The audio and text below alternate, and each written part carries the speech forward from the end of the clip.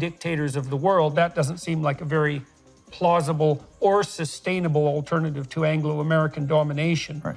So, and I mean, China seems to be facing a whole host of problems now too, including demographic problems that are deadly serious.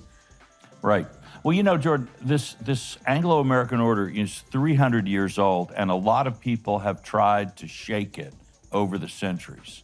You know, you can go back to Louis XIV in France, who said, I'm going to have this centralized, powerful, planned economy. We're going to have all the economic and military power of the British, but we're not going to have all that messy political liberalism. And it didn't work, but he put up a good fight that convulsed the world for many years. Napoleon really exactly the same, challenging that Anglo-American, still at that time, British world order, and saying, my dictatorship, my enlightened dictatorship, can create a powerful economy that the stupid British cannot match, and an army that they can't defeat. And he rampaged for quite a while. He did ultimately fall apart, and rightly so. I think Kaiser Wilhelm II, I think Hitler, Tojo, and Stalin, all in their different ways, had the same idea, that the sort of technocratic dictatorship, centralized power and planning could create an economy and a society that could challenge this Anglo-American hegemony, this, or call it the liberal world system. And they all failed, but that, you know, they all thought, okay, I'll learn from the past, now I'll win. And I think China is thinking along those lines too. Yeah, well, I think there's a fallacy at the bottom of that presumption that basically is biological in nature. I mean, one of the things I've observed as a consequence of watching the United States as an outsider, let's say for 50 years, 50 conscious years, let's say, is that diversity of approach beats efficiency of monolithic view. And so what I always see happening in the United States is, well, you guys are crazy about 80% of the time and going off the rails in 5 different directions, but there's always someone in the United States doing something crazily innovative, insane, always. And so what seems to happen is that the US washes up against the shores of various forms of political idiocy, but there's so much diversity of approach in the US, especially given its massive population and its federated system and its genuine freedoms, that someone somewhere is doing the next right thing. And then America is, what would you call it, open-minded enough and adaptive enough so that if someone is doing the right thing, then they spawn imitators extremely rapidly. And Americans just capitalize on that like mad. And you get this situation where you could imagine, and I think the Japanese managed this for a while, you could imagine that if you just happened to stumble on the right vision, if you were an efficient and benevolent totalitarian, you could be more effective over like a 5-year period.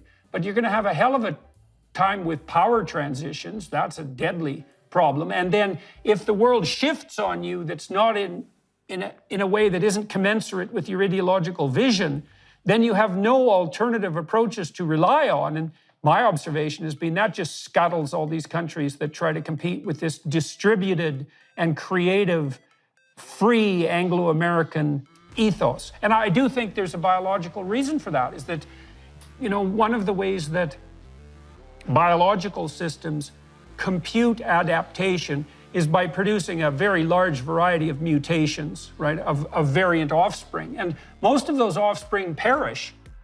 But the only solution to that problem of excess mortality, let's say, on the biological front, is the provision of multiple variants. And the Anglo-American system, because it's distributed and because it places a substantial amount of power in the hands of individuals and subsidiary organizations, its medium to long-term creativity simply can't be beat. And it is inefficient in that it's, you know, a lot of the variants that the US produces, a lot of businesses and so forth fail. But those that succeed can succeed spectacularly, and that happens continually. And that seems like an unstoppable force. And, you know, you just outlined 300 years of history showing that these monolithic centralists who believe that central planning and efficiency will defeat distributed creativity, they just With the start of the new year upon us, what better time than now to start building a habit of prayer? Just like physical exercise, daily spiritual exercise is critical to your well-being, especially in a world where attacks on faith and religion are happening all around us every day. Hallow, the #1 Christian prayer app in the US and the #1 Catholic app in the world, helps you maintain a daily prayer routine. It's filled with studies, meditations, and reflections, including the #1 Christian podcast, The Bible in a Year. Download the app for free at hallow.com/Jordan. You can set prayer reminders, invite others to pray with you, and track your progress along the way. Make this year your year for spiritual growth and peace. Get an exclusive 3-month free trial at hallow.com/Jordan. That's hallow.com/Jordan.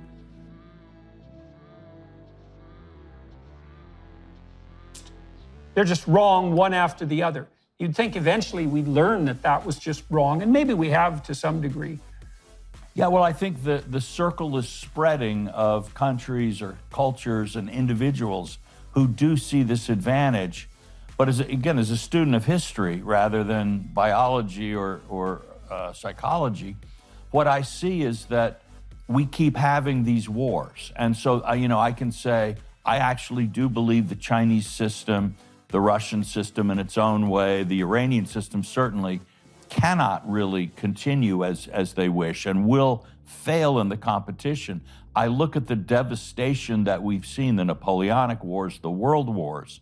And so our problem on our side is not simply to wait for the time when our diversity and our innovation will clearly triumph, but we have to try to manage or work in foreign policy and security policy to try to prevent new catastrophic wars on this scale, even though the chances are pretty good that we will prevail in the end.